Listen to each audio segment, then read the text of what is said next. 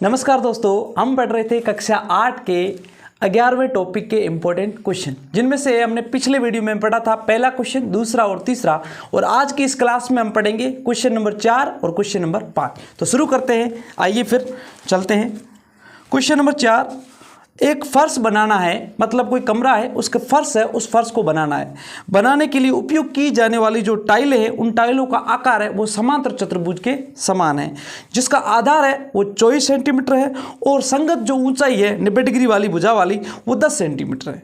अब यहाँ पे लिखा हुआ है कि टोटल जो क्षेत्रफल है वो 1080 वर्ग मीटर क्षेत्रफल है एक फर्श, और एक फर्श को ढकने के लिए कुल टाइलें वो कितनी आएगी, कुल कितनी टाइलों की आवश्यकता होगी, ये हमें निकालना है। ठीक है, तो यहाँ पे दे दो, यहाँ पे एक आकृति इन्होंने दे रखी है कि एक टाइल जो है ना उसकी आकृति कैसी है, समांतर चतुर्भुज के समान है। एक टाइल कैसी है, समांतर चतुर्भुज, समांतर जिसकी आमने सामने की भुजाएं समांतर हो उसे कहते हैं समांतर चतुर्भुज, जिसका आधार इन्होंने दे रखा है 24 सेंटीमीटर, और जो ऊंचाई है संगत ऊंचाई ये है 90 डिग्री वाली, और ये कितनी है, ये अपने दे रखी है आपके 10 सेंटीमीटर।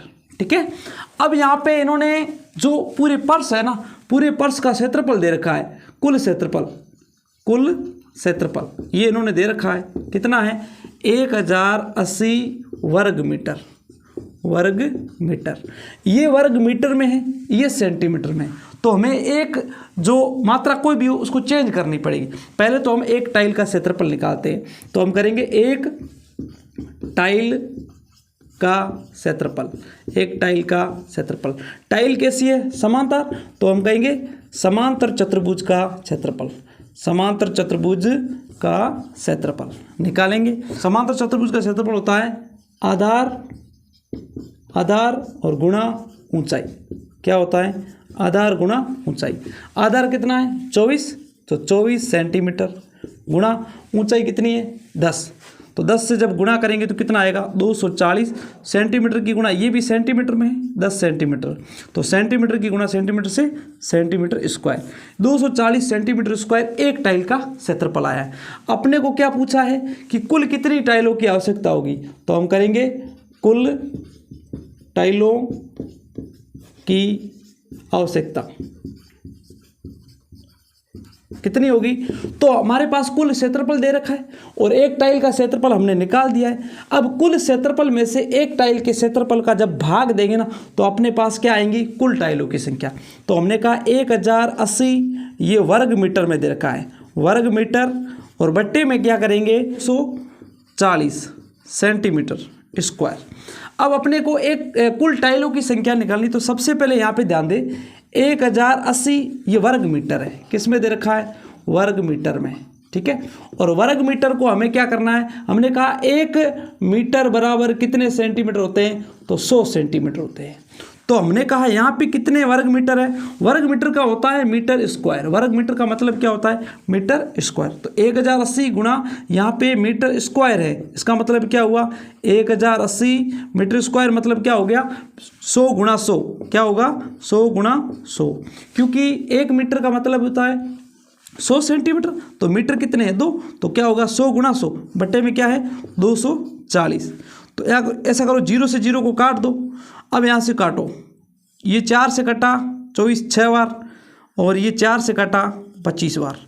इसको 4 से काटो, 4 से 10 कटा 1 बार, कितने बचे 4, 48 में 6 का बार कितनी बार गया 8 बार, 18 आए, 18 गुणा ये कर दो 25। ठीक है, पीछे कितने हैं 2 0, तो यहाँ पे करते हैं 18 गुणा 25 करते हैं, और गुणा क्या करेंगे 100। पहले 18 की गुणा कर दो, 18 की गुणा 5 से 90 आता है, और 18 की गुणा 2 से 36 आता है। तो इसको जोड़ेंगे 0 9 6 15 का 5 1 4, इसकी गुणा किससे करेंगे फिर 100 से, तो यह आएगा 45,000। कुल टाइलों की संख्या कितनी आएगी 45,000। नेक्स्ट क्वेश्चन में आपको 3 आकृतियाँ दे रखी है और उनका परिमाप निकालना है कि किस आकृति का परिमाप सबसे ज़्यादा है। क्या बताना है, किस आकृति का परिमाप है वो सबसे ज़्यादा है, ये बताना है। इस टाइप की आकृतियां दे रखी है। ठीक है, यहाँ पे आकृतियां दे रखी है, इनकी यहाँ से टोटल लंबाई है वो है आपके 2.8 सेंटीमीटर। ये भी यहाँ से लेकर के यहाँ तक की जो टोटल लंबाई है वो 2.8 सेंटीमीटर। यहाँ से ये लंबाई दे रखी है 1.5 सेंटीमीटर, ठीक है। और यहाँ पे इसकी लंबाई है, इसको देख लेते हैं, आपके दे रखी है 2 सेंटीमीटर। ये 2 सेंटीमीटर यहाँ से लेकर के यहाँ तक की, और यहाँ से भी यहाँ तक की है 2 सेंटीमीटर। और इसका जो दे रखा है, इन्होंने क्या दे रखा है यहाँ पे 2.8, यानी यहाँ से इसको ऊपर की ओर ले जाएंगे, यहाँ से ये और यहाँ से ये ऐसे। तो ये जो है ना ये दे रखा है 2.8 सेंटीमीटर, ठीक है, 2.8 सेंटीमीटर। अब ये क्वेश्चन क्या बोला है, एक चींटी किसी फर्श पर बिखरे हुए विभिन्न आकारों के भोज्य पदार्थों के टुकड़ों के चारों ओर घूम रही है। भोज्य पदार्थों के किस टुकड़े के लिए चींटी को लंबा चक्कर लगाना पड़ेगा, ठीक है। स्मरण रखिए कि वृत्त की परिधि आपके सामने दे रखी है कि 2πr, जहाँ r वृत्त की क्या है, त्रिज्या है। इसकी सहायता से प्राप्त किया जा रहा है, ठीक है। अब यहाँ पे हमें निकालना क्या है, परिमाप, मतलब चींटी जो है ना वो किस क्षेत्र पर सबसे ज़्यादा चलेगी वो बताना है। ये आकृति ए, ये बी और ये सी, तीनों आकृति। तो हम शुरू करते हैं। सबसे पहले हम निकालेंगे आकृति ए। आकृति ए का परिमाप निकालेंगे, या इसको हम परिधि बोल सकते हैं। तो हम निकालेंगे अर्धवृत्त की परिधि, अर्धवृत्त की परिधि। क्या निकालना है, अर्धवृत्त की परिधि। तो हमें पता है कि वृत्त की परिधि क्या होती है, तो हमने कहा 2πr, लेकिन इसमें निकाला है अर्धवृत्त की। अर्धवृत्त की मतलब आधे की, 2 का भाग 2, 2 से 2 कटा, क्या बचा, तो हमने कहा πr बचा। पर πr किसकी आई है, इस अर्धवृत्त की आई है, यहाँ से लेकर के यहाँ तक, इसकी नहीं आई है। क्योंकि जब हम वृत्त की परिधि निकालते हैं ना, तो हम चारों तरफ के क्षेत्र को निकालते हैं, न कि अंदर की व्यास को निकालते हैं। लेकिन यहाँ पे ये क्या कर रखा है, आधा वृत्त है। तो आधा वृत्त होगा तो यहाँ से घूम करके वापस ये चींटी इस तरफ वापस आएगी, ठीक है। इसलिए इसके पूरे क्षेत्र को निकालेंगे। तो पूरे क्षेत्र को निकालेंगे तो हमने कहा ये अर्धवृत्त के व्यास में हमने कहा एक r ये, एक r ये, r और r क्या होता है 2r। ये 2r किसके बराबर है, 2.8 के बराबर। तो हमने कहा 2r किसके बराबर है, 2.8 के बराबर। तो r की वैल्यू आई क्या, ये गुणा का चिन्ह, तो ये बराबर किधर आएगी, तो बट्टा में आएगी। 2.8 में क्या करो, 2 का भाग 2, कितनी बार गया, 1.4 सेंटीमीटर। तो r की वैल्यू क्या आई, 1.4 सेंटीमीटर, ठीक है। तो अब यहाँ पे आ गया πr, प्लस में हम क्या जोड़ेंगे, r और r क्या आएगा, 2r, क्या आएगा 2r। 2r बराबर, हमने इस फॉर्मूले को रखा तो इसमें कॉमन क्या आया, हमने कहा r कॉमन आया, r को कॉमन रखो, अंदर क्या बचा, पाई प्लस में 2। तो r की वैल्यू कितनी है, हमने कहा 1.4, ठीक है। और पाई की वैल्यू हमें पता है 22/7, प्लस में क्या करो 2, 7 की गुणा 2 से करो, ये 1.4 वापस रख दो।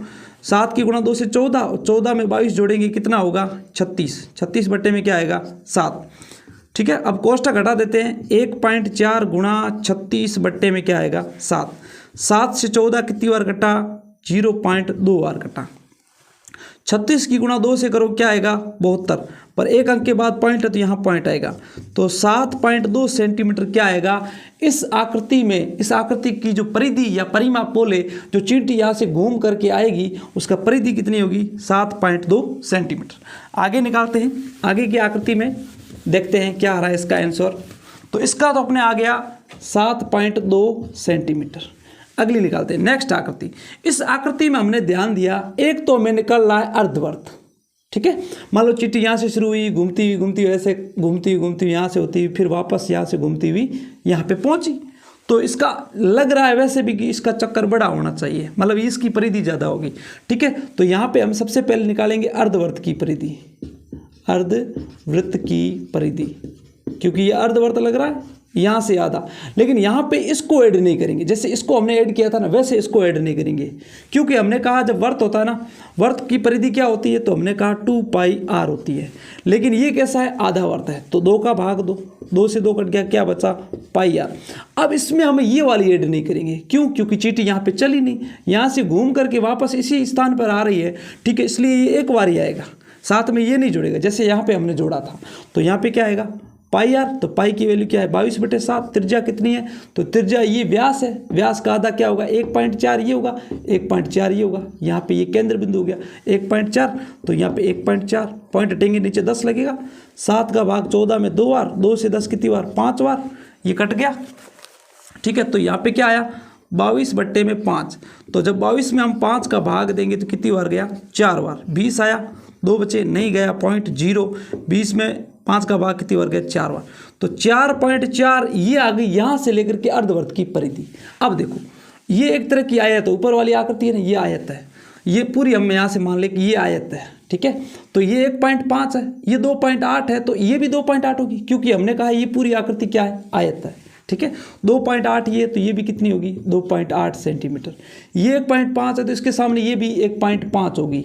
अब मैंने कहा हमने यहाँ से होकर के ये भाग तो निकाल दिया, अब हमें निकालना है ये वाला, यहाँ से लेकर के इसको जोड़ना है, 1.5 को, 2.8 को और 1.5 को, इन तीनों को जोड़ करके इसके साथ जोड़ना है। यहाँ से कितना निकला, हमने कहा 4.4, इसके साथ जोड़ो, 1.5 और 1.5 जोड़ेंगे, 1.5 और 1.5 कितने होते हैं, 3, तो यहाँ से निकला 3 प्लस ये 2.8 जोड़ दो, 2.8, इनको जब जोड़ेंगे तो देखो 8 और 4 पॉइंट वाले जोड़ दो, 8 और 4 12, 12 का 2 असल की 1 और 2 3, 3 और 3 6, 6 और 4 10, तो यहाँ से क्या निकला 10.2, यहाँ से क्या निकला 10.2, 10.2 सेंटीमीटर ज़्यादा आ रहा है, ठीक है। अब निकालते तीसरे का, इसका निकला 10.2, ठीक है। तो यहाँ से लिख लेते हैं, यहाँ से बी आकृति का कितना निकला 10.2 सेंटीमीटर। अब निकालते हैं सी आकृति का। सी आकृति में मैंने ध्यान दिया ऊपर तो एक अर्धवृत्त बना हुआ है, तो सबसे पहले हम निकालेंगे अर्धवृत्त, अर्धवृत्त का क्षेत्रफल। तो अभी जस्ट हमने देखा क्या होता है, वृत्त का क्षेत्रफल 2πr, 2 का भाग दिया तो अर्धवृत्त हो गया, क्या निकला πr। इसमें भी हमें ये नहीं ऐड करना है, क्यों, क्योंकि जैसे चींटी यहाँ से रवाना हुई घूमती हुई चारों तरफ से वापस आएगी, तो इसमें सिर्फ आधे वर्त की ऊपर वाली है ना, जैसे हमने ये जोड़ा था वैसे ये जुड़ेगा। तो यहाँ से सिर्फ क्या निकलेगा πr, पाई की वैल्यू 22/7, r इसमें सेम 2.8, ये टोटल है यहाँ से कितनी है 2.8।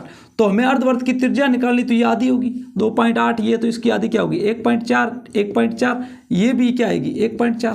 तो यहाँ से क्या निकली 1.4 बट्टे में 10 का भाग दे दो, पॉइंट हटाया, 7 का भाग 14 में कितनी बार गया 2 बार, 2 का भाग 10 में 5 बार, और 22 में जब हम 5 का भाग देंगे तो 4.4 आएगा, जस्ट अभी हमने किया था, ठीक है। उसके बाद देखो 2 ये जोड़ेंगे, 2 ये जोड़ेंगे, क्योंकि यहाँ से चींटी रवाना हुई 2 ये आया, फिर यहाँ से यहाँ तक पहुँची 4.4 आया, फिर यहाँ से यहाँ आएगी 2 ये आएगा, तो 4.4 और 2 और 2 4 जोड़ दो, तो ये कितना आया 8.4 सेंटीमीटर।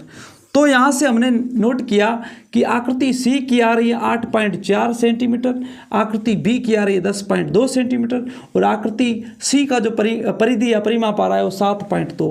इस हिसाब से देखें तो आकृति बी का जो परिधि या परिमाप है वो सर्वाधिक है, इसलिए हम कहेंगे कि आकृति बी में जो चींटी है वो सर्वाधिक स्थान पर चलेगी, सर्वाधिक स्थान पर चलेगी।